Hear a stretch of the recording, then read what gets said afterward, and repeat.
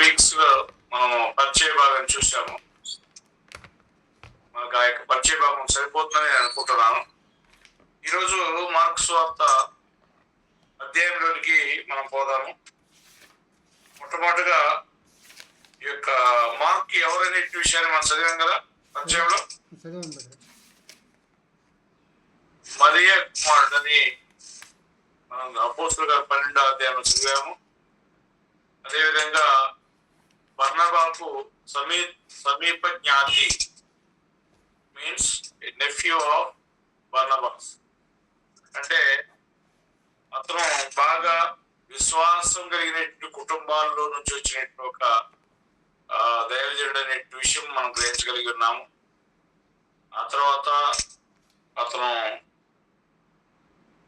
చాలా ఒక భక్తి కలిగినటువంటి ఒక యవన సేవకుడు. కావునే దేవుడు ఆయనకు అపోస్తులకు ఇచ్చినటువంటి ఘనత, అపోస్తులకు ఇచ్చినటువంటి ఒక మర్యాద ఆయనకి ఇచ్చినట్లుగా మనకు అర్థమవుతుంది.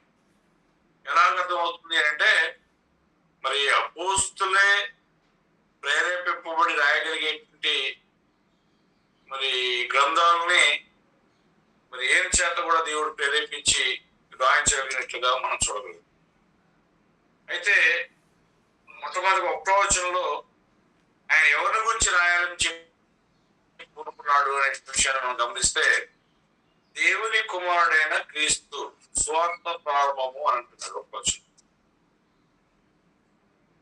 దేవుని కుమారుడైన యేసు క్రీస్తు యొక్క స్వార్థ ప్రారంభాన్ని గురించి ఆయన ప్రారంభిస్తున్నట్టుగా మనం చూసాం. పోయిన వారంలో సువార్త అంటే ఏంటో అర్థం ఆలోచన చేశాము. మన సహోదరులు ఎవరైనా సువార్త అంటే ఏంటో చెప్పగలరా? సువార్త అంటే ఏమైనా ఏమైనా మళ్ళీ రిపీట్ చేయగలరా ఎవరన్నా? యేసుక్రీస్తు యొక్క మరణ సమాధి పునరుద్ధానం గురించి సువార్త. అవును, అది మాత్రమే సువార్తనా లేకపోతే ఇంకేమైనా కూడా సువార్త ఉన్నదని చెప్పి మనం చూసాము. దేవుని వాక్యం అంతా సువార్త. అది మాత్రమే బైబిల్లో చెప్పబడిన ప్రతి మాట సువార్త, దేవుని వాక్యం అంతా సువార్త. సువార్త అంటే ఇక బైబిల్లో ఉన్నటువంటి ప్రతిదీ కూడా సువార్త అనే విషయం మనం చూసాం. ఏది గలతీ 3వ అధ్యాయం 8వ వచనం. అయితే ఈ సువార్తలో ప్రత్యేకంగా ఇక్కడ యేసుక్రీస్తునికి వచ్చినట్టు సువార్తనే మరి మార్క్ గారు రాస్తున్నట్టు మనం ఇక్కడ గమనిస్తున్నాం. అయితే 1వ వచనంలో 2 విషయాలు మనం చూడాలి. ఏమన్నాడంటే, ఒకటి యేసు క్రీస్తు అన్నాడు. యేసు అంటే అర్థం ఏంటండి? రక్షకుడు. మనకు తెలిసినటువంటి విషయమే మరొకసారి జ్ఞాపకం చేసుకుంటున్నాం. క్రీస్తు అంటే అర్థం ఏంటి? అభిషక్తుడు. Very good. కాబట్టి ఆయన యేసుక్రీస్తుని గురించినట్టు సువార్తలు ప్రారంభించడానికి ముందుగా ఒక ఆయన గురించి పరిచయం చేస్తున్నాడు. 2వ వచనం చదవండి. 1-2 వచనం చదవమంటారు సార్? చదవండి. మార్కు సువార్త 1వ అధ్యాయము 1, 2, 3 వచనం చదువు.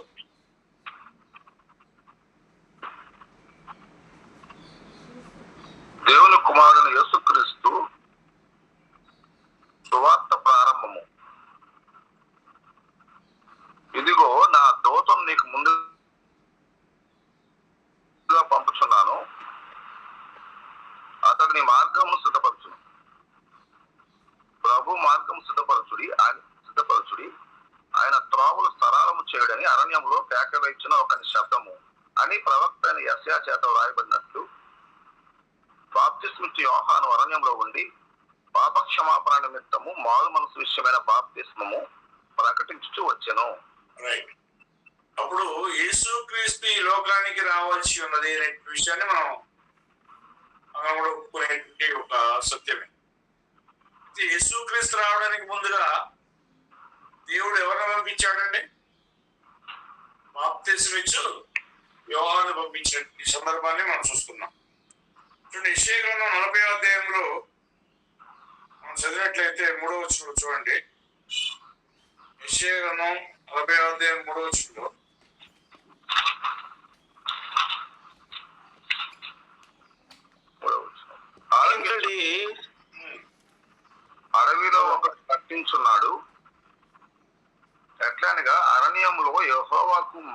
సిద్ధపరుచుడి, ఎడారిలో మా దేవుని రాజమార్గము సరళము చేయుడి.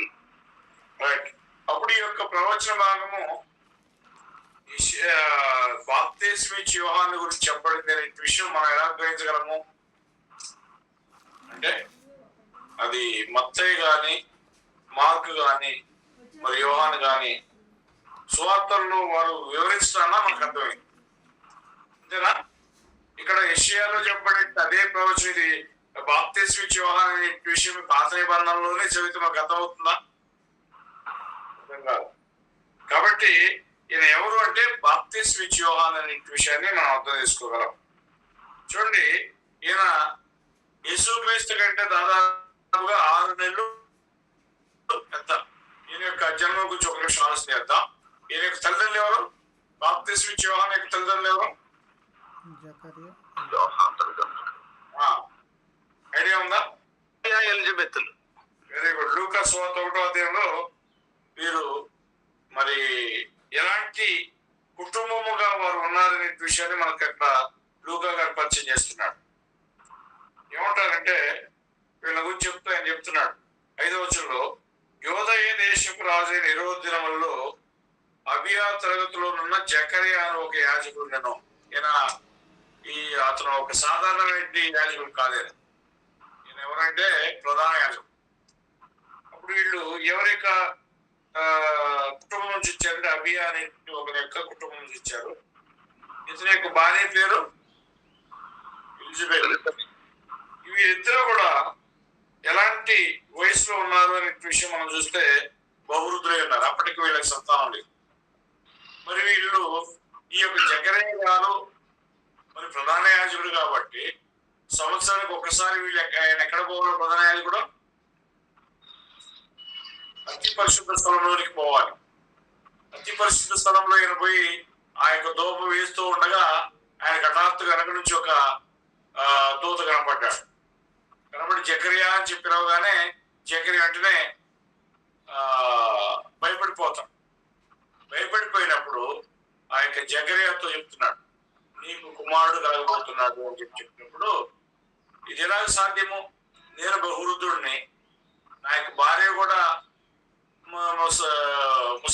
ముసలిది, వయసు నిండిందై ఉన్నది, మాకు ఎలాగో ఇది పుడుతుంది అని అంటే, అప్పుడు ఆయన దేవుని యొక్క అద్భుతమైనటువంటి ఒక కార్యాన్ని అక్కడ చేయడం జరిగింది. అప్పుడు ఆమె గర్భం ధరించిన తర్వాత ఈ విషయము మరియా కూడా తెలుస్తుంది. మరియా యేసు తల్లి అయిన మరియా మరి ఈ యొక్క ఎలిజబెత్ ఇద్దరు కూడా బంధువులుగా మనకు అర్థమవుతుంది. కాబట్టి మరియకి ఎప్పుడైతే గర్భం ధరించిందని చెప్పి దూత వచ్చి ప్రకటించాడో ఆ విషయము మరి ఎలిజబెత్ కూడా గర్భం ధరించింది అని చెప్పి మరియకి తెలియజేయడం జరిగింది. అంటే ఆల్రెడీ యేసుక్రీస్తు గర్భంలో పడే నాటికి యోహాను యొక్క వయసు ఎంత? గర్భంలో 6 నెలలు. 6 నెలలు. వచ్చిన 1వ అధ్యాయం 36 వచ్చిన లూకా సువార్త చదవండి. లూకా సువార్త 1:36.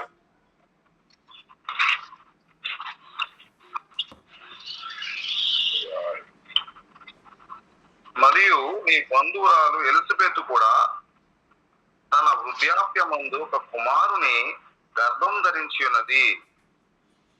గొడ్రాలనబడిన అది 6వ మాసము. అంటే యేసుక్రీస్తు మరి యొక్క గర్భంలో పడే నాటికి మరి ఎలిజబెత్ యొక్క గర్భంలో ఉన్న శిశువు యొక్క వయసు ఎంత? అంటే యోహాను యేసుక్రీస్తు ఈ భూమి మీద మరి చూసినప్పుడు యేసు కంటే 6 నెలలు పెద్దవాడు. అయినప్పటికీ కూడా యోహాను ఏమంటాడు? ఆయన నాకంటే ముందటి వాడు నేను, ఆయన తర్వాత నేను చెప్పి మాట్లాడటం జరుగుతుంది. ఏమంటాడంటే ఆయన ఎంచవలసి ఉన్నది, నేను తగ్గవలసినది అంటాడు. ఆయన నాకంటే గొప్పవాడు అనేటువంటి ప్రకటన యోహాను బోధిస్తుంటాడు, యోహాను మాట్లాడుతుంటాడు. ఈ యొక్క యోహాను యేసు కంటే ముందుగా ఈ భూలోకానికి రావడం జరిగింది. అప్పుడు ఆయన వచ్చి ఏం ప్రకటిస్తున్నాడు? మత్తయి సువార్త 3వ అధ్యాయం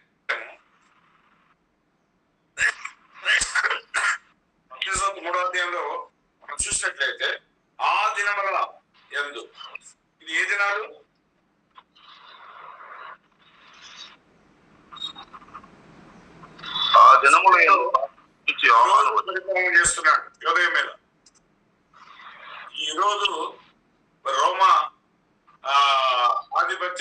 రోమా యొక్క ప్రభుత్వం చేత నియమించబడినట్టు ఒక రాజు అనమాట. అంటే ఈ కాలంలో పరిపాలన అంతా ఎవరి యొక్క ఆధీనంలో ఉంది? రోమిల యొక్క ఆధీనంలో ఉంది. ఈ ప్రపంచాన్ని పరిపాలన చేసిన దేశాలు ఎన్ని, ప్రభుత్వాలు ఎన్ని?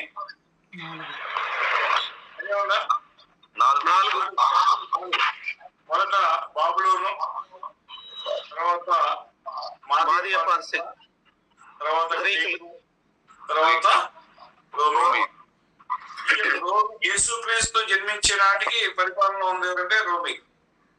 అప్పుడు ఈ యొక్క రోమీలు ఎవరు నియమించారు ఇస్లాం మీద అంటే హెరోదుని నియమించారు. అప్పుడు ఈ యొక్క దినాల్లో మరి బాప్తిస్మ ఇచ్చే యోహాను వచ్చి యేసుక్రీస్తుని గురించి ఆయన యొక్క రాజ్యాన్ని గురించి ప్రకటించడం జరుగుతున్నాడు. చూడండి, ఈ యొక్క బాప్తిస్మ ఇచ్చే యోహాను ఎక్కడ మరి ఉంటున్నాడు వచ్చిన తర్వాత? చూడండి, 2వ వచనం అన్నాడు, ఇదిగో నా దూతను నీకు ముందుగా పంపుతున్నాను, అతడు నీ మార్గమును సిద్ధపరుచున్నాడు. ఇక్కడ నీ మార్గము అనేటువంటి ఆ యొక్క స్టేట్మెంట్ వాడబడి ఉన్నది. ఇదిగో నా దూతను నీకు ముందుగా అని మాట్లాడుతున్నాడు. ఎవరితో మాట్లాడుతున్న సందర్భంగా కనబడుతుంది ఇక్కడ?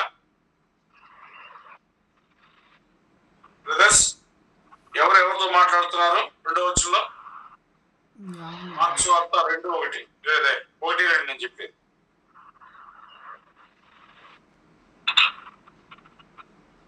అంటే ఉందండి, దేవుడు దూత ద్వారా యేసుక్రీస్తుతో మాట్లాడుతున్నాడు.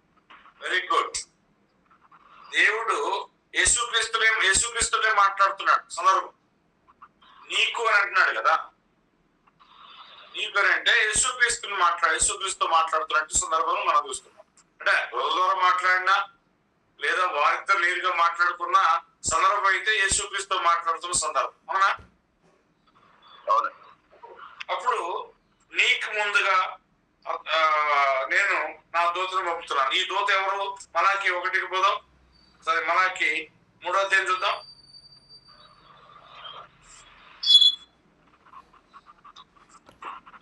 ఒకటి 2 వచనాలు చదువుదాం. ఇదిగో నాకు ముందుగా మార్గము సిద్ధపరచుటకై నేను నా దూతను పంపుతున్నాను. మీరు వెదకుచున్న ప్రభువు అనగా మీరు కోరు నిబంధన దూత తన ఆలయమునకు హఠాత్తుగా వచ్చును. ఇదిగో ఆయన వచ్చుతున్నాడని సైన్యకర్త యెహోవా సెలవిస్తున్నాడు. అప్పుడు ఇక్కడ యేసుక్రీస్తు ఈ భూమి రాకముందే యేసుక్రీస్తు గురించి ఆయన యొక్క మార్గాన్ని సరళం చేయబోయేటువంటి ఒక మరి ప్రవక్తల గురించి లేదా బాప్తిస్మ ఇచ్చే యోహాను గురించి దేవుడు ముందుగానే ప్రకటించినట్టుగా మనం చూస్తున్నాం. అప్పుడు ఈయన వచ్చి ఏం చేయబోతున్నాడు? యేసుక్రీస్తు యొక్క మార్గాన్ని సిద్ధం చేయబోతున్నాడు. కాబట్టి ఇక్కడ యేసుక్రీస్తు ఏ విధంగా రాబోతున్నాడు? ఇదిగో పుస్తకం సూత్రంలో నన్ను గురించి రాయబడిన ప్రకారం నేను వచ్చి ఉన్నాను అని చెప్పి ఆయన మాట్లాడుతున్నాడు. అంటే ఈయన వచ్చి ఏం చేయబోతున్నాడంటే ఆయన యొక్క మార్గాన్ని శుభ్రం శుద్ధీకరించబోతున్నాడు. 2వ వచనం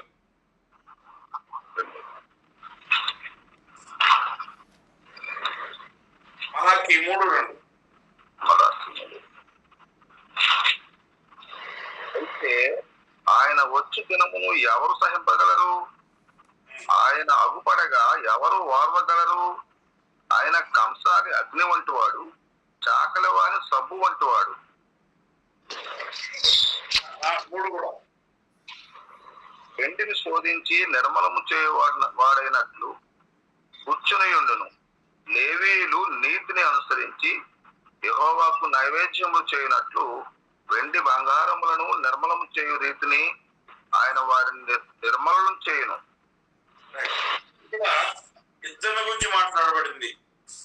ఎవరిద్దరు అంటే బాప్తిస్మ ఇచ్చే యోహాను మరియు ఆయన దేవుని కుమారుడు యేసుక్రీస్తు అనే విషయాన్ని మనం చూస్తున్నాం.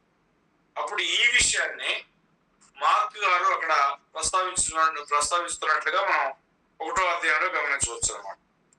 ఏమంటున్నాడు ఆయన అంటే 1వ అధ్యాయంలో ఇదిగో నేను నా దూతను నీకు ముందుగా పంపుతున్నాను, అతడు నీ మార్గమును సిద్ధపరచును. ఎవరి యొక్క మార్గాన్ని సిద్ధపరచబోతున్నాడు? యోహాను వచ్చి యేసుక్రీస్తు యొక్క మార్గాన్ని సిద్ధపరచబోతున్నాడు. అంటే ఈ యొక్క యేసుక్రీస్తు రావడానికి ముందుగా లేదా బాప్తీసం వచ్చినటువంటి దినాల్లో అక్కడ యోదయలో ఉన్నటువంటి ప్రజల యొక్క పరిస్థితి ఏ విధంగా ఉందంటే, అందరూ కూడా పాపం చేసి దేవునికి వ్యతిరేకంగా, అంటే దాదాపుగా అప్పుడే కాదు ఇప్పుడు కూడా, అప్పుడు ఎక్కువగా దుర్మార్గంలో ఉన్నట్లుగా మనం అర్థం చేసుకోవచ్చు. ఎలాగంటే ఆయన పరిశీలన శాస్త్రం చూసి సర్ప సంతానమా అని చెప్పి మాట్లాడతాడు. కాబట్టి ఇక్కడ ఆయన వచ్చి ఏం చేయబోతున్నాడంటే దేవుని యొక్క మార్గాలు లేదా యేసుక్రీస్తు యొక్క మార్గాలను సిద్ధపరచబోతున్నట్లుగా చెప్తున్నాడు. అయితే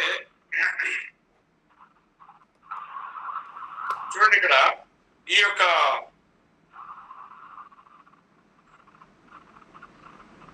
ఇది యెషయా గ్రంథం 40:3 చదివామా?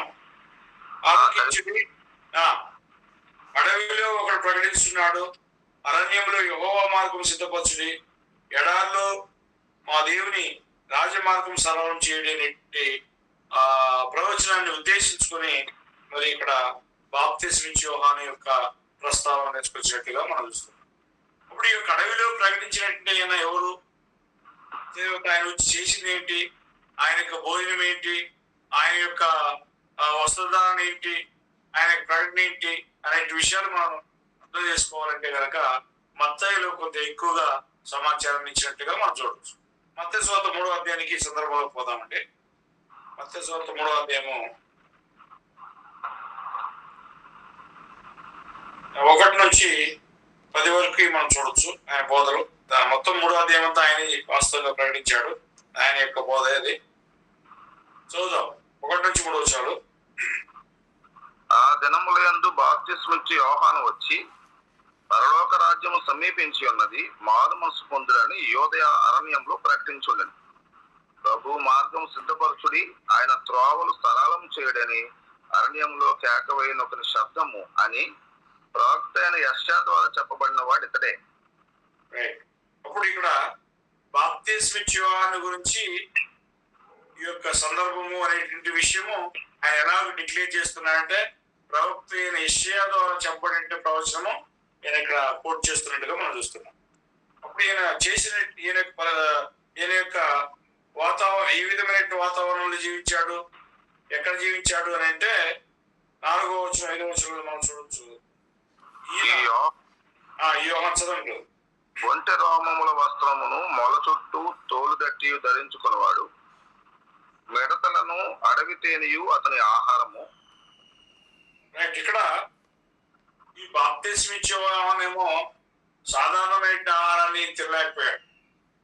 మనుషులు అంటే మనందరం తినగలిగే ఆహారం తినలేకపోయాడు. కాబట్టి ఆయన తిన్నందువల్ల ఆయన్నేమో ఆయన ఒక రకంగా యూదులు మాట్లాడారు. యేసుక్రీస్తు పోయి పేదవారి దగ్గర భోజనం చేసి పానం చేస్తేనేమో ఆయన తిండిపోతూ త్రాగిపోతున్నాడు. ఈయనేమో ఏ విధమైన ఆహార పదార్థాలు బయట అందరూ తినే ఆహార పదార్థాలు తినకపోయేసరికి ఈయన్ని దేయబట్టాడు వాడని చెప్పి ఈయన అన్నారు. కాబట్టి ఈయన యొక్క వస్త్రాలు అంటే స్పెషాలిటీ ఏంటి అంటే, ఈయన దేవుని యొక్క ప్రవక్త, దేవుని యొక్క నుంచి వచ్చినటువంటి వాడు అని చెప్పేటువంటి విషయాలన్నీ కూడా ఈయన యొక్క జీవన విధానంలో మనకు అర్థమవుతున్నాయి. కాబట్టి ఈయన ఏం చేస్తున్నాడు అంటే, ఆయన అరణ్యంలో జీవించడమే ఆయన అలవాటుగా చేసుకున్నాడు. యేసుక్రీస్తు కూడా అంటుంటాడు ఒక సందర్భం, మీరు ఎవరిని చూడ వెళ్ళారు, రెప్పలకున్నటువంటి వెళ్ళిన గాలి కలుతులు వెళ్ళిన లేదా ఆ యొక్క రాజనగర్ లో రాజబంగ్లాల్లో మరి విలువైన తెల్లని వస్త్రాలు వేసుకునేట్టు అన్న అంటారు. అంటే దాన్ని బట్టి మనకు అర్థమవుతుంది ఏంటంటే, ఒక సాధారణమైనటువంటి చాలా తక్కువ రకమైన జీవితాన్ని జీవించినటువంటి వాడు బాప్తిస్మ ఇచ్చే యోహాను. ఈయన ఏం చేశాడు? ఏ విధమైన భోజనం అయింది? ఆయన వస్త్రాలు ఏంటి? మొదటి భాగంలో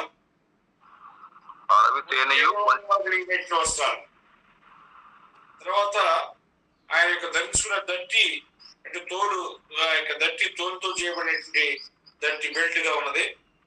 ఆయన యొక్క ఆహారం ఏంటి? మిడతలు అని చెప్పి చెప్తున్నాడు. అంటే ఇది సాధారణంగా మనం ఆర్డినరీ పీపుల్ తినేటువంటి ఆహారం కాదనే విషయం మనకు అర్థం. దీంట్లోనే ఆయన యొక్క స్పెషాలిటీ అర్థమవుతుంది.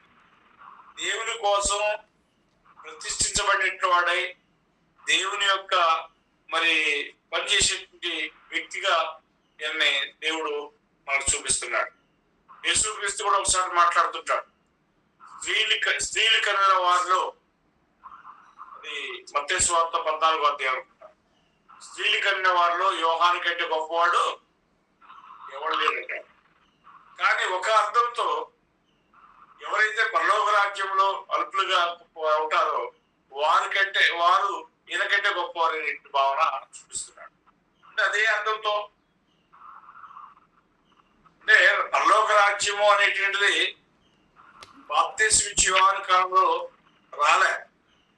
ఆయన దాని గురించి ప్రకటించాడు, వెళ్ళిపోయాడు. తర్వాత ఆయన పోయిన తర్వాత రాజ్యం అనేది స్థాపించబడింది. ఆ రాజ్యంలోకి వచ్చినటువంటి వారు ఆయన కంటే గొప్ప వాళ్ళు అంటున్నాడు. ఈ భావం అర్థమవుతుందా మీకు?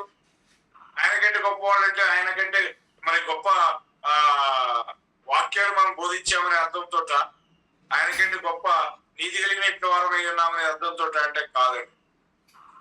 అంటే ఆ యొక్క భాగ్యం అనేది ఆనాడు ఆయనకు దొరకలే. ఏ భాగ్యము? యేసుక్రీస్తులోనికి ప్రవేశించేటువంటి, సంఘంలో ప్రవేశించేటువంటి భాగ్యం అనేది ఆయనకు దొరకలే. కానీ మనకు దొరికింది. ఆ అర్థంతో మనం ఆయనకంటే గొప్పవారం అనే భావం చెప్తున్నాడు. అసలు పాయింట్ వేరు. ఇక్కడ మనం గమనించినట్లయితే ఈ ఏమన్నాడంటే మత్తయ్య గారు, ప్రభు మార్గము సిద్ధపరచుడి, ఆయన త్రోవలు సరావం చేయడి అని అరణ్యములో కేక వేయి ఒకరి శబ్దము అని ప్రవక్త యెషయా ద్వారా చెప్పబడిన వాడు ఇతడే. యెషయా ఏమని చెప్పాడంటే, ఇదిగో ఈ విధంగా అరణ్యంలో ఒక ఆయన వచ్చి ప్రకటిస్తాడు అని చెప్పాడు. అప్పుడు ఈయన వచ్చి అదే విధంగా యోర్దాను అరణ్యంలో ఆయన ప్రకటిస్తూ, ఆ యొక్క యోర్దాను అరణ్యంలో ఆయన ఆ యొక్క అడవి మిడతలను ఆ తర్వాత తేనెను తింటూ ఆయన బ్రతుకుతూ కొనసాగుతూ ఉన్నాడు. కాబట్టి ఈయన యొక్క బోధన గురించి, ఈయన యొక్క ఆ యొక్క బోల్డ్నెస్ గురించి మనం చూస్తే చాలా ధైర్య సాహసాలతో కూడినట్టు బోధ చేశాడు. సందర్భంలో హెరోదు దగ్గరికి ఆయన మరి మీట్ అయిన సందర్భాలు మనం చూస్తాం. హెరోదుతో ఏమంటాడు తెలుసా? నువ్వు నీ తమ్ముడు భార్య అయినట్టు, ఫిలిప్పు భార్య అయినట్టు హెరోదియా ఉంచుకున్నావు అని చెప్పి ధైర్యంగా చెప్పేస్తాడు. అంటే సత్యాన్ని చెప్పే విషయంలో ఏమాత్రం కూడా ఆయన ఏం చేయలేదు, భయపడలేదు. ఒక రాజుకి వ్యతిరేకంగా ఆయన ఆ మాట మాట్లాడితే పర్యవసానం ఎలా ఉంటుందని ఆయనకు తెలియదా? మరి ఆయన మరి ఆ కార్యాన్ని ఖండిస్తే మరి ఆయన ద్వేషిస్తారు అనే విషయం ఆయనకు తెలియదా? అంటే ఖచ్చితంగా తెలుసు. కానీ సత్యాన్ని ప్రకటించే విషయంలో ఏమాత్రం కూడా రాజీ పడినట్టు వాడు యోహాను. ఆ తర్వాత మళ్ళా మనం యేసుక్రీస్తుకి వస్తుంది, అది వేరే విషయం. అయితే ఇక్కడ ఈ యొక్క యోహాను 4వ వచనం, ఒంటె రోమములు గల వస్త్రమును మన చుట్టూ తోలిదట్టి ధరించుకున్నవాడు, మిడతలను అడవి తేనెయు ఇతనికి ఆహారం. ఈయన ఇక అక్కడ అరణ్యంలో ఉండగా ఎవరెవరు ఆయన దగ్గరికి వచ్చారు? ఒకసారి 5 నుంచి 7 వచనం చదువుదాం. మత్తయి సువార్త 3వ అధ్యాయము 5 నుంచి 7 వచనాల్లో ఆయన బోధించినటువంటి బోధనలో కొంచెం బలమైనటువంటి కార్యాలు ఉన్నాయి. చదువుదాం.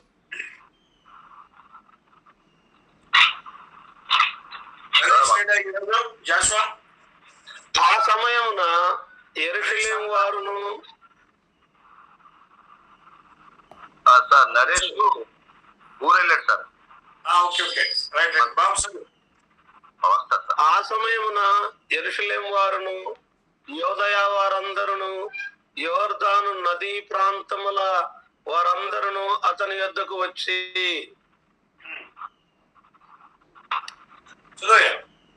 తమ పాపములు ఒప్పుకొనుచు యోర్దాను నదిలో అతని చేత బాప్తిస్మం పొందుచుండిరి. అతడు పరిసయ్యులలోను సద్దూకయ్యులలోను అనేకులు బాప్తిస్మం పొందవచ్చుట చూసి, సర్ప సంతానమా, రాబో ఉగ్రతను తప్పించుకున్నట్టుకు మీకు బుద్ధి చెప్పిన వాడెవడు? మారు మనస్సుకు తగిన ఫలము ఫలించుడి. ఓకే, అప్పుడు ఈ యొక్క యోహాను ఎవరెవరికి బోధిస్తున్నారు, ఎవరెవరు వచ్చారు ఆయన దగ్గర చూడండి. అక్కడ యెరూషలేము వారును నదీ ప్రాంతంలో వారందరూ కూడా ఆయన ఎదుకు వచ్చి, అంటే యేసుక్రీస్తుకు ముందుగా యోహాన్ని దేవుడు పంపించాడు.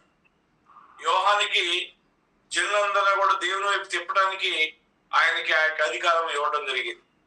కాబట్టి ఆయన వచ్చి ఈ యొక్క బోధన బోధిస్తూ అనేక మందికి ఆయన ఏం చేశాడు, అనేక మందికి జనరల్ గా అక్కడికి ఎవరెవరికి బాప్తిసం ఇచ్చాడంటే, ఆయన ఎదుగు పరిశీలన వస్తున్నారు 7వ వచనంలో, సద్దూకయ్యులు వచ్చారు, ఆ తర్వాత యోదయ చుట్టుపక్కల ఉన్నటువంటి వారందరూ కూడా, యెరూషలేము వారందరూ కూడా వచ్చి బాప్తిసం పొందుతారు.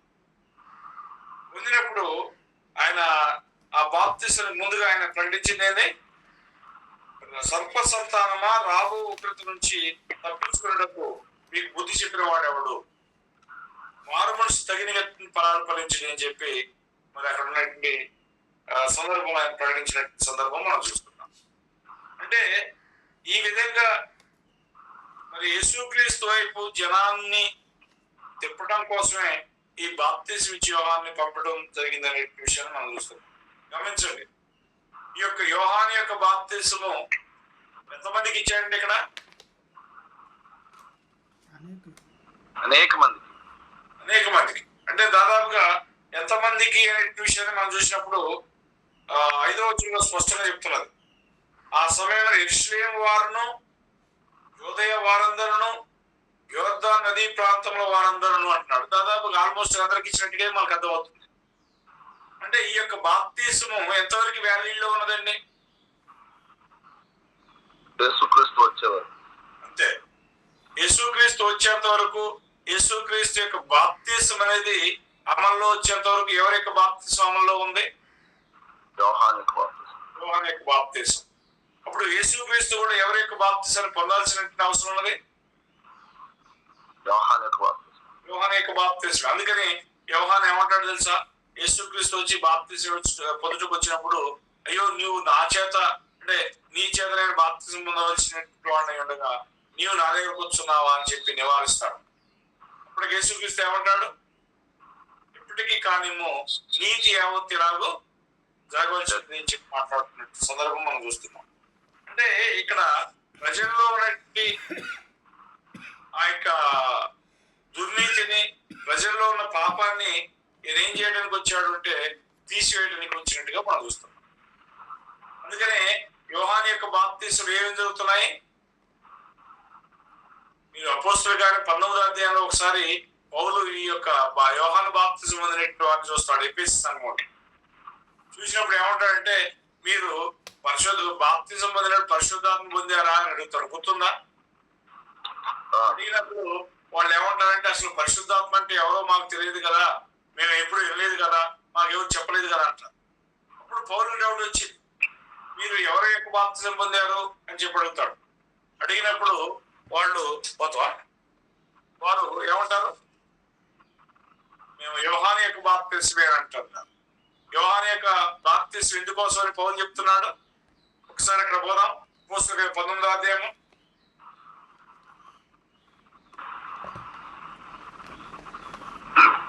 మొదటి నుంచి చదువుదామండి.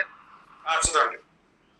అపోల్లో కొరింథులో ఉన్నప్పుడు జరిగిందేమనగా, పౌలు పై ప్రదేశంలో సంచరించి ఎఫెసునకు వచ్చి కొందరు శిష్యులను చూచి, మీరు విశ్వసించినప్పుడు పరిశుద్ధాత్మను పొందితిరా అని వారిని అడుగగా, వారు పరిశుద్ధాత్ముడు ఉన్నాడన్న సంగతియే మేము వినలేదని చెప్పిరి. అప్పుడు అతడు, అలాగైతే మీరు దేనిని బట్టి బాప్తిసం పొందుతారని అడుగగా, వారు యోహాను బాప్తిసం బట్టి అని చెప్పిరి. పౌలు, యోహాను తన వెనుక వచ్చువాని యందు అనగా యేసునందు విశ్వాసం ఉంచవాలని ప్రజలతో చెప్పుచు మారు మనసు విషయమైన బాప్తిసం ఇచ్చానని చెప్పాను. అంటే యోహాను యొక్క బాప్తిసము, యేసు యొక్క బాప్తిసము కేటగిరీస్ గమనించండి. వాళ్ళు ఇక్కడ ఉన్నటువంటి యొక్క ఎఫెసు సంఘస్థులు యోహాను బాప్తిసాన్ని మాత్రమే పొందారు. కాబట్టి పౌలు ఏమన్నాడు? పర్వాలేదులే, మీరు యోహాను బాప్తిసం పొందారు కదా, మీకు రక్షణ ఉన్నదే, పరిశుద్ధాత్మ మీకు వస్తాడులే అని చెప్పాడు. ఎంకరేజ్ చేశాడు వాళ్ళని? చెప్పలేదు. కాబట్టి ఏమన్నా అంటే, యోహాను తన వెనక వచ్చు అని అందు అనగా ఎవరినందు? యేసునందు విశ్వాసం ఉంచాలని ప్రజలతో చెప్తూ ఆయన ఇచ్చిన బాప్తిసం ఏంది? బాప్తిసం అని చెప్పాడు. అప్పుడు వారు ఆ మాటలు ఏం చేశారు? 5వ వచనంలో వారు మాటలు విని ప్రభు అయిన యేసు నామమున బాప్తిసం పొందిరి. అంటే అంతకుముందు పొందినట్టు బాప్తిసం ఎవరి నామమున కాదు, యేసు నామమున కాదు. అప్పుడు అంతకుముందు మనం అనేక మంది ఏం చేస్తున్నారంటే, ఈరోజు నేను ఎక్కడో ఒక బాప్తిసం పొందాను కాబట్టి ఆ బాప్తిసం రైటే కాబట్టి నాకు రొట్టె కార్యక్రమం ఇవ్వండి, నేను కూడా సంఘంలో సభ్యుడిని అని చెప్పి అనేక మంది అంటుంటారు. ఇప్పుడు ఈ యొక్క వాక్య భాగం చూసినప్పుడు అది కరెక్టేనా? కాదండి, కరెక్ట్ కాదు. వాళ్ళు తిరిగి మరలా బాప్తిసం పొందాల్సిన అవసరం ఉందా? ఉందండి, ఉంది.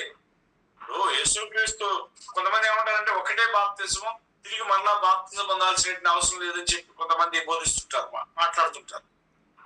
ఎందుకంటే బాప్తిసం ఒకటే, విశ్వాసం ఒకటే, ఆ తర్వాత రొట్టె ఈ విధంగా శరీరం ఒకటే అని చెప్పి మాట్లాడుతుంటారు కదా. ఆ యొక్క మాటలు ఉద్దేశించి వాళ్ళు ఏమంటారంటే బాప్తిసం ఎన్నిసార్లు కాదు అని చెప్పి మాట్లాడుతారు. వాస్తవంలో బాప్తిసాలు ఎన్ని రకాలు? దాదాపుగా బాప్తిసాలు ఒక లేఖనాల్లోనే 3-4 రకాలు చూపించబడ్డాయి. బయటగా లేఖనాలకు సంబంధం లేకుండా అనేక మంది అనేక రకాలైనటువంటి విధానాల్లో బాప్తిసిస్తున్నారు. అప్పుడు ఇవన్నీ కలిసి ఒకటేనా? కాదు. యేసుక్రీస్తు బాప్తిసము అంటే సెలవు వేయబడిన తర్వాత, సంఘం ఏర్పడిన తర్వాత వచ్చినట్టు బాప్తిసం మాత్రమే ఒకటి. ఆ యొక్క బాప్తిసము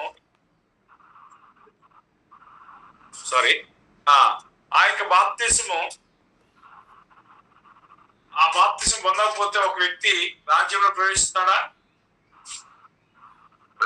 బాప్తిసం పొందకపోతే ఒకటి సంఘంలో ప్రవేశిస్తాడా? లేదనే విషయాన్ని మనం గమనిస్తున్నాం. అంటే ఈ యొక్క విషయాలు ఎందుకు నేను ఇవన్నీ టచ్ చేస్తున్నానంటే, మీరు మార్క్స్ వార్తలు ఈ సందర్భాలన్నీ వస్తున్నాయి. మార్క్స్ వార్తలో ఆయన యోహాను యొక్క బాప్తిసాన్ని ప్రస్తావిస్తాడు. యోహాను యొక్క భూమి మీదకి వచ్చి ఆయన మరి తన బాప్తిసాన్ని గురించి పరిచయం చేయడం జరుగుతుంది. అదే బాప్తిసాన్ని మనందరి రక్షకుడైన యేసుక్రీస్తు కూడా పొందుతాడు. అప్పుడు ఆయన యోహాను సువార్త 4వ అధ్యాయంలో కూడా, 3వ అధ్యాయం చివరిలో కూడా బాప్తిసం ఇవ్వడం జరుగుతున్నది.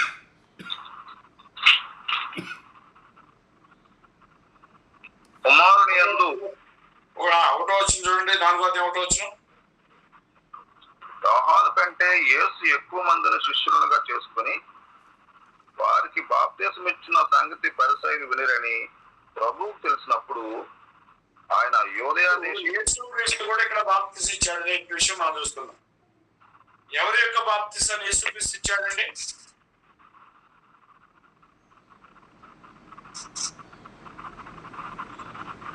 ఆన్సర్ తెలిస్తే చెప్పొచ్చు. బాబు, ఎవరి యొక్క బాప్తిసం అది? అర్థం కాలేదు సార్ ప్రశ్న. ఇప్పుడు ఇక్కడ యేసుక్రీస్తు యోహాను కంటే ఎక్కువ మందికి బాప్తిసిస్తూ పోతున్నట్లుగా మనం చూస్తున్నాం. మరి ఎవరి యొక్క బాప్తిసాన్ని యేసుక్రీస్తు ఇస్తున్నాడు? ఇక్కడ యేసు ఇస్తున్నాడు. ఎవరి యొక్క బాప్తిసం అంటే యేసుక్రీస్తు. ఐడియా ఇల్లు ఉంటారు బహుశా. ఇది యోహాను యొక్క బాప్తిసమే. ఎందుకు యోహాను యొక్క బాప్తిసం యేసుక్రీస్తు ఇస్తున్నాడు చెప్పండి. యేసుకి ఎంతవరకు అధికారం రాలే.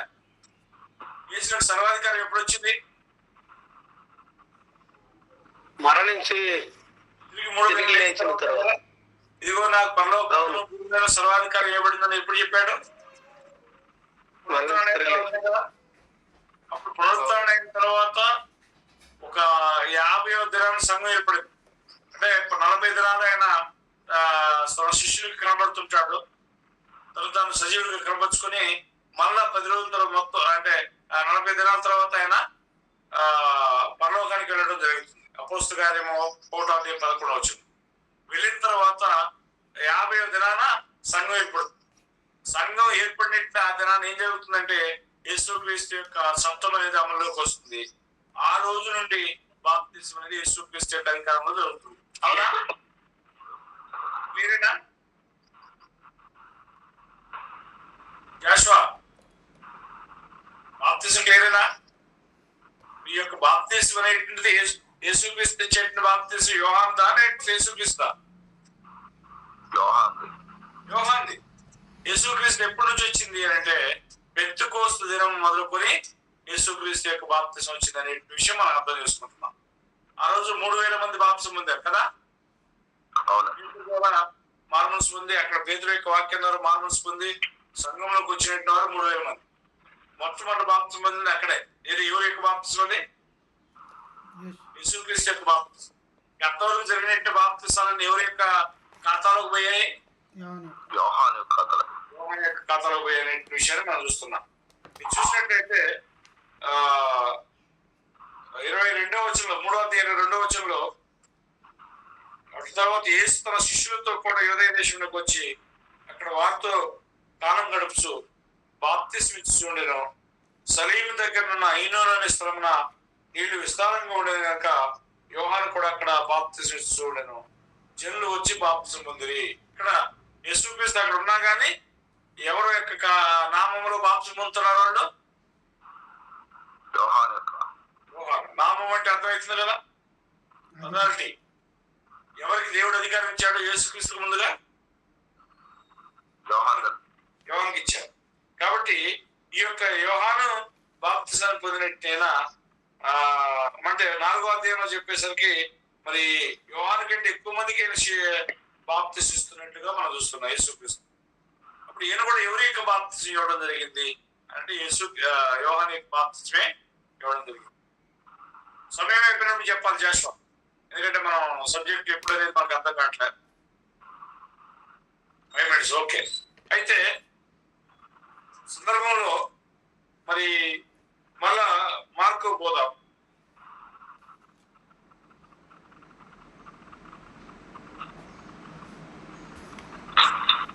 రైట్.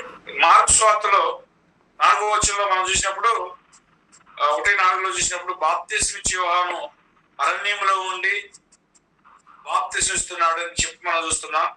ఈ 2 కార్యంలో ఆ యొక్క బాప్తిస్మాలు ప్రకటించబడుతున్నాయండి. 4వ వచనం చదవండి ఒకసారి. బాప్తిస్మం ఇచ్చే యోహాను అరణ్యంలో ఉండి పాప క్షమాపణ నిమిత్తము మారు మనసు విషయమైన బాప్తిస్మము ప్రకటించుతూ వచ్చాను. రైట్. అంటే వీళ్ళ యొక్క మారు మనసు దేనికోసము? ఎటువైపు తిరగాలి వీళ్ళు? సంఘంలో అంటే ప్రభు వైపు రావాలి. వీళ్ళు ప్రభు మార్గాలు తెలుసుకోవాలి. యేసుక్రీస్తు అనేటి ఆయన ఒక ఆయన రాబోతున్నాడు, ఆయన యొక్క రాకడ తర్వాత రాజ్యం అనేది రాబోతుంది అనేటువంటి ప్రధానమైన అంశాలు ఏవి. అందుకని ఏమంటాడంటే కాలం పరిపూర్ణమైంది. మత్తయి సువార్త 3వ అధ్యాయంలో చెప్తున్నాడు ఈ విషయం. ఏమంటాడంటే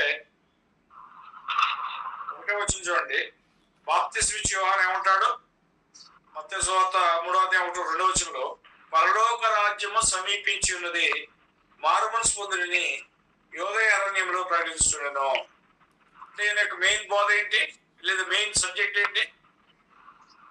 పరలోక రాజ్యం. అవునా?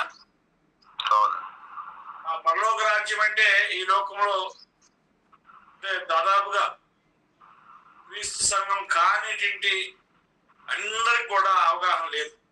ఒప్పుకుంటారా? డౌట్ ఏమన్నా? డౌటే లేదు, ఒప్పుకుంటున్నాం. పరలోక రాజ్యము అని అంటే సంఘం అనే విషయం మనం ఈ యొక్క సబ్జెక్ట్ జరుగుతున్నప్పుడే దాని గురించి నేను టచ్ చేస్తాను, దాని గురించి క్లారిఫికేషన్ ఇస్తాను. అప్పుడు ఈ విషయం అందరికి తెలియట్లే. అంటే యేసుక్రీస్తు తన ప్రార్థనలో ప్రస్తావించాడు. ఏమన్నాడు? పరలోక రాజ్యం సమీపించున్నది, మీరు మారు మనసు పొందండి అని చెప్పి ఆయన చెప్పాడు. బాప్తిస్మం ఇచ్చే యోహాను యొక్క బోధ కూడా అదే. తర్వాత శిష్యులు చెప్తూ ఏమంటారంటే మీరు జనాల్లోనికి వెళ్ళి రోగులను స్వస్థపరుస్తూ పరలోక రాజ్యం సమీపించిందని ప్రకటించని చెప్పి వారు కూడా చెప్పాడు ఆయన మత్తయి సువార్త 10లో. అంటే ఈ యొక్క ముగ్గురు కూడా ప్రస్తావించినటువంటి ముఖ్యమైనటువంటి మ్యాటర్ ఏంటంటే రాజ్యం, పరలోక రాజ్యం. అప్పుడు ఈ యొక్క రాజ్యం అనేది ఏంటి, ఈ రాజ్యం ఎప్పుడు వస్తుంది, అసలు వచ్చిందా రాలేదా అనే విషయము సమాజంలో ఉన్న ఎక్కువ వర్గాలకు తెలియలేదు. బై గాడ్స్ గ్రేస్ ఈ బ్లెస్డ్, మనం ఆశీర్వదించబడ్డాం. వాస్తవంగా మనకి పరలోక రాజ్యం అంటే సంఘం అని, ఆ సంఘంలో నేడు మనం ఉన్నామనే విషయం మనం గ్రహించగలుగుతున్నాం. అయితే ఈ యొక్క పరలోక రాజ్యాన్ని గురించి ఆయన మాట్లాడుతూ చెప్తున్నాడు, పరలోక రాజ్యం సమీపించున్నదని ఆయన చెప్తూ మత్తయి సువార్త 3:3 చెప్తున్నాడు, ప్రభువు మార్గం సిద్ధపరచుడి, ఆయన త్రోవలు సరళం చేయడని అరణ్యంలో కేకవేయి వాని యొక్క ఒకరి శబ్దము అని అంటున్నాడు. అప్పుడు ఈయన వచ్చి బోధించిన సందర్భం పరలోక రాజ్యం. యోహాను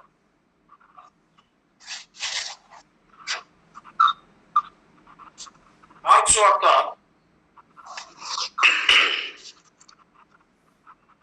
4వ రాజ్యంలోనికి వీళ్ళు 4వ వచనంలో బాప్తిస్మం ఇచ్చే యోహాను అరణ్యంలో ఉండి పాప క్షమాపణ నిమిత్తము మారుమనసు విషయమైన బాప్తిజం ప్రకటిస్తూ ఉంటాను. యోహాను యొక్క బాప్తిజం ఏమని చెప్పాము అక్కడ అపోస్తలుల కార్యము 19వ అధ్యాయము 4వ వచనంలో కూడా చదివాము. అంతే. అప్పుడు ఆ యొక్క బాప్తిజం అనేది ఒక వ్యక్తి రాజ్యంలో నడిపిస్తుందా?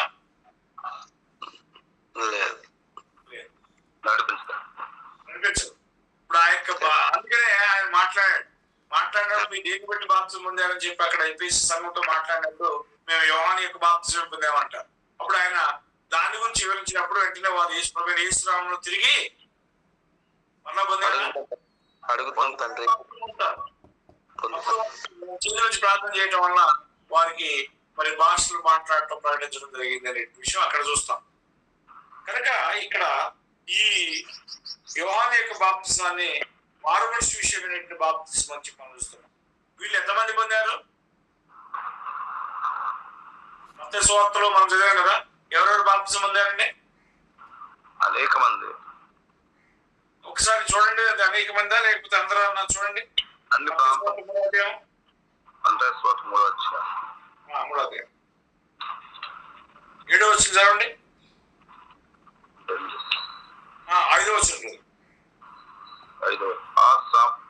ఆ సమయంలో యెరూషలేము వారును యూదయ వారందరూ యోర్దాను నదీ ప్రాంతంలో వారందరూ అంటే దాదాపుగా అనేకులు అనే పదము చోట ఉపయోగించబడి ఉన్నప్పటికీ కూడా ఇక్కడ ఏమంటున్నాడంటే అందరూ యూదయ వారందరూ అంటున్నాడు. తర్వాత యోర్దాను నదీ ప్రాంతంలో వారందరూ అంటున్నాడు. అంటే ఈ యొక్క పెట్టు కోసమైనా 3,000 మంది బాప్తిజం పొందుతారు. ఐడియా ఉందా? ఆ 3,000 మందిలో ఇక్కడ బాప్తిజం పొందిన వాళ్ళు ఉన్నారా? ఖచ్చితంగా ఇక్కడ బాప్తిజం పొందిన వాళ్ళు అక్కడ పెంతెకోస్తేయులు బాప్తిజం పొందారు. ఏంటి బ్రదర్ ఇన్నిసార్లు బాప్తిజం పొందుతాం అని చెప్పి కొంతమందికి మత్స్యాగల వారికి అర్థం కాదు. మీకు అర్థమైందని నేను నమ్ముతున్నాను, కానీ మత్స్యాగల వారికి అర్థం కాదు. కాబట్టి ఇక్కడ ఈ యోహాను యొక్క బాప్తిజం మొదలెట్టిన వారు పెంతెకోస్తేయులు మరలా తిరిగి పొందారు. ఎందుకంటే రాజ్యంలోకి వచ్చేట బాప్తిజం. అదే జాషువా ఆఫ్ చేస్తున్నారు క్లాసు. ఓకే, అందరికి ఉన్నానండి.